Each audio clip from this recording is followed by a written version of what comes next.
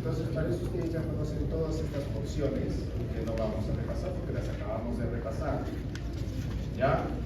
Entonces ustedes tienen que entender que las arterias han llegado, ¿no es cierto?, a través de la carótida o si no a través de las vertebrales, dando la arteria basilar. De esta basilar estaba dando la cerebelosa, listo, posterior inferior, la anterior inferior, ¿no es cierto? Muy bien, eso estaba dando, ¿no es cierto?, finalmente la cerebelosa superior, ¿no es cierto?, la cerebral posterior, la comunicante posterior que se iba a unir, ¿no es cierto?, a lo que iba a ser la parte anterior, que era la carótida que había venido y había dado su primera rama, que era la oftálmica, ¿no es cierto?, ahí es donde acaba la carótida y había dado la cerebral anterior con su comunicante anterior, ¿no es cierto?, y la cerebral media. Polígono de Willis. Listo, bonito.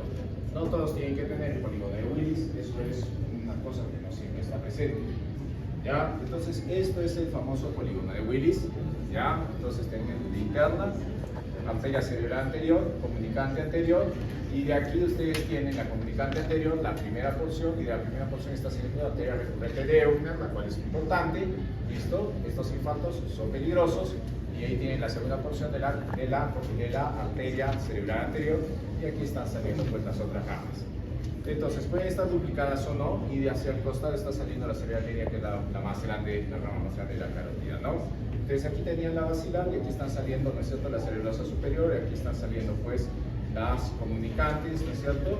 Y aquí está la porción de cerebral posterior, la primera porción, la segunda porción, ¿no es cierto? Muy bien. Y siempre al costado del tronco. Habíamos dicho que tenían estas unas, ¿cómo se llama? Unas referencias con los pares craneales. Eso ya ustedes lo tienen que ver. ¿Ya?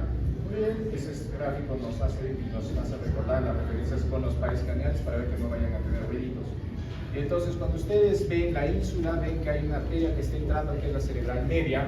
Esta cerebral media va a tener una división inferior y una división superior. ¿Ya? Y estas divisiones de las ramas temporales, las ramas, estas van a estar dando pues aquí las ramas de la división superior e inferior y estas pues van a poder dividir dependiendo hacia dónde van, ¿ya? Entonces va aquí, por ejemplo, tienen la rama media temporal de la cerebral media y hacia aquí ustedes van a tener, por ejemplo, la rama parietal angular y van a tener, por ejemplo, aquí también la parietal posterior, la parietal anterior y hacia aquí ustedes van a tener la del surco central. Entonces, por el surco central, parietal anterior, parietal posterior, ¿no? Que esos son parte de la división anterior. Y aquí la parietal posterior viene de la división inferior, la parietal anterior de la división superior.